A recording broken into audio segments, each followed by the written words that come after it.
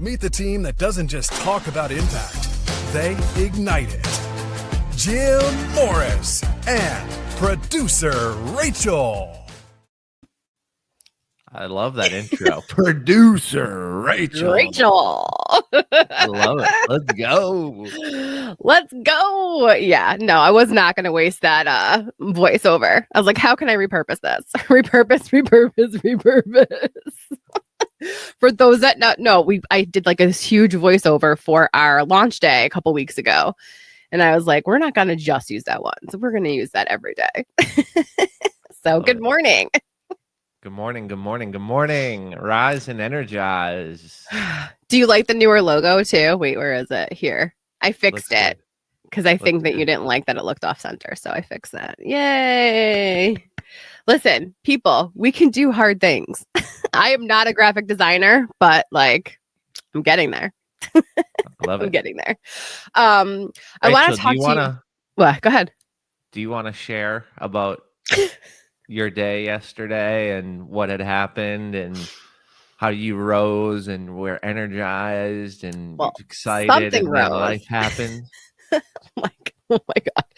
So, you know, when you plan for the most perfect things, right? I had a huge interview that I had prepped for, literally rented studio space, like the most I've ever spent on renting studio space. I have a producer, which is amazing because being a producer and having somebody do all that technical stuff for you is so freaking cool. Had the interview that I've been wanting to get for so long, had the fake hair on, like the makeup was perfect, had the outfit on. And before I'm leaving the house, all of a sudden our toilet starts overflowing. And I'm literally like prepared for this interview. I planned for everything. And like, of course, shit happens. And I'm literally plunging before I'm about to go do this picture perfect, everything is amazing interview. And it just got me thinking about how we can plan for everything. And then sometimes the fucking toilet overflows. And it just is what it is. And I know that in this like Instagram perfect life, I think we're getting a little bit better on Instagram where people are being more real and like peeling back the layers, especially in stories, not necessarily in their feeds.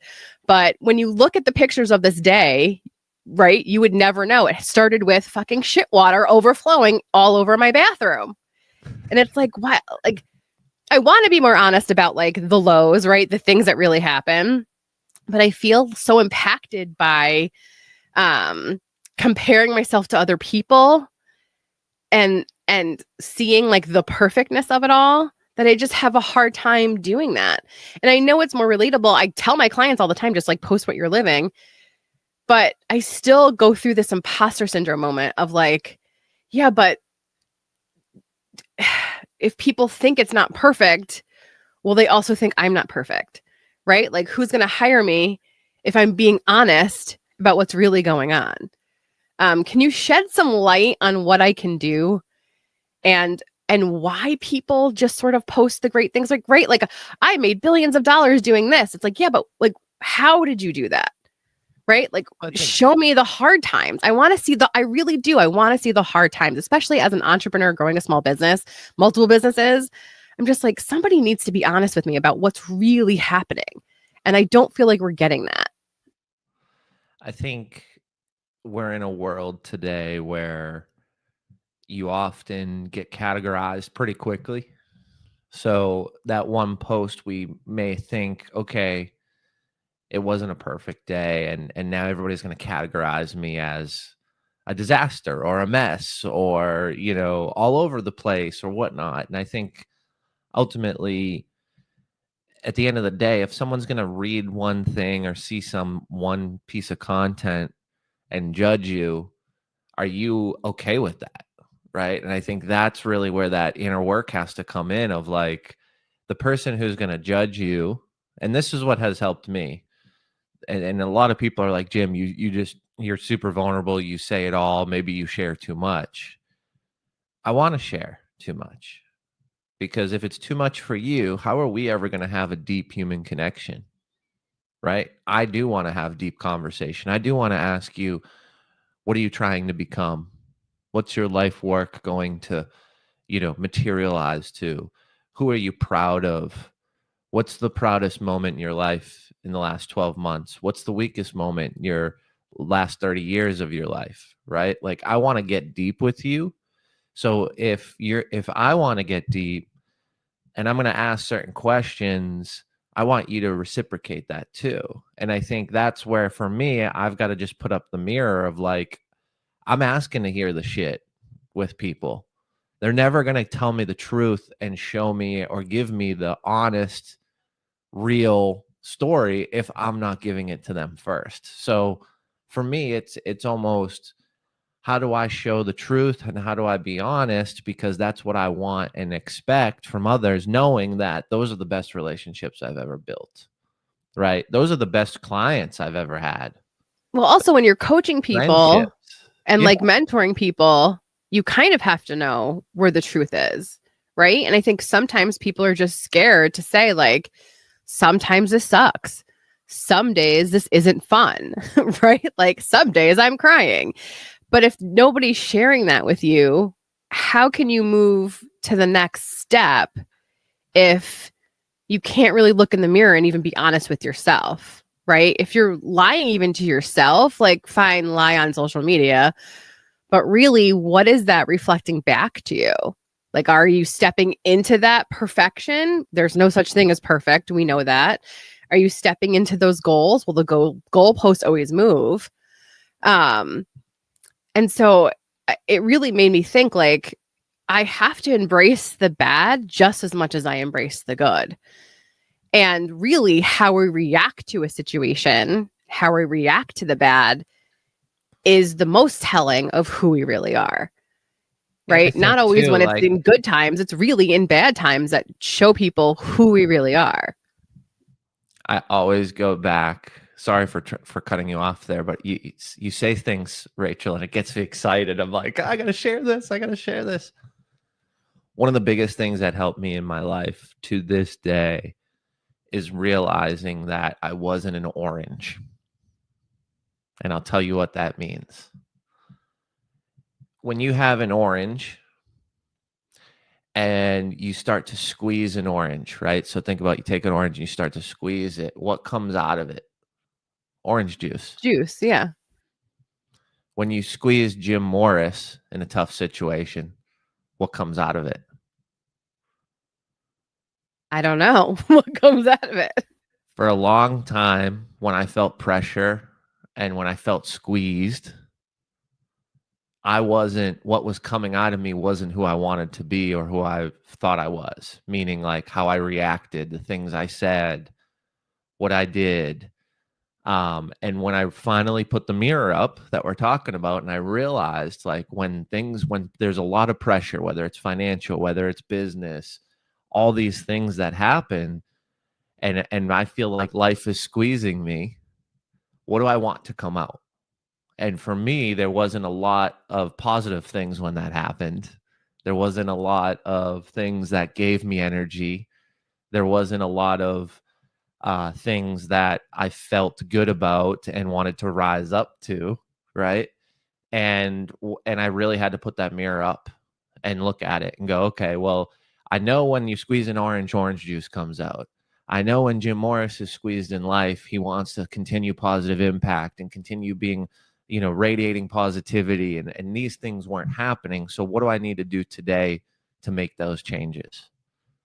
Right. And I think it comes back to what we're talking about here when we're saying earlier, like, okay, well, when those things happen, what am I actually going to do or say, and how am I going to show up for myself? Well, it really just depends on what we feel and what comes out of us, right? Like at the end of the day, I remember when I had a big conference and I lost 100,000, I was so scared to consult on other people's events. And because I was like, oh, this is super vulnerable and this is negative and I shouldn't tell anybody this. Someone called me and said, you're so unique. I loved it. I've been to 2 of your events. Your conference was great. How'd you even pull it off? All this stuff. I want to hire you. And I'm like, I lost $112,000 on that conference, right? And I felt the pressure of life, and I didn't want a lie to come out. I didn't want fakeness to come out. So I just told the truth. And the person said, and I have goosebumps thinking about this. The person said, yeah, that's why I'm hiring you. So you went through it, lost a ton of money. You'll never do that again. And you're gonna make sure I don't lose money, because you're never gonna get another client if you keep losing money on events. And I was like, wow, being honest closed that deal. Someone paid me $23,000. Like, that was crazy to me, but in reality, it was me just being honest with the situation, you know? But it's fascinating because truly we can learn from our mistakes, right? You're not going to make those same mistakes again. You reacted to the situation in a way. I'm sure you were pissed and upset in the moment, but again, observe how you're feeling. And then you could pivot it to help other people not make those same mistakes. One of the girls I went to one of her events a couple weekends ago, she lost $60,000 on an event. And mainly because she lost a huge sponsor because of an initiative. I believe it was like the DEI initiative that they were getting rid of. And she was like, well, that doesn't align with me. And so like, how sucky is it to have to lose $60,000 for your event? But also she had to live in her truth and how she felt that it didn't align. And so it's hard to be honest, right? Like, I don't know that I could have done the same thing. I probably would have been like, oh, we'll figure it out. But I love that she stayed in her truth. I love that she said no.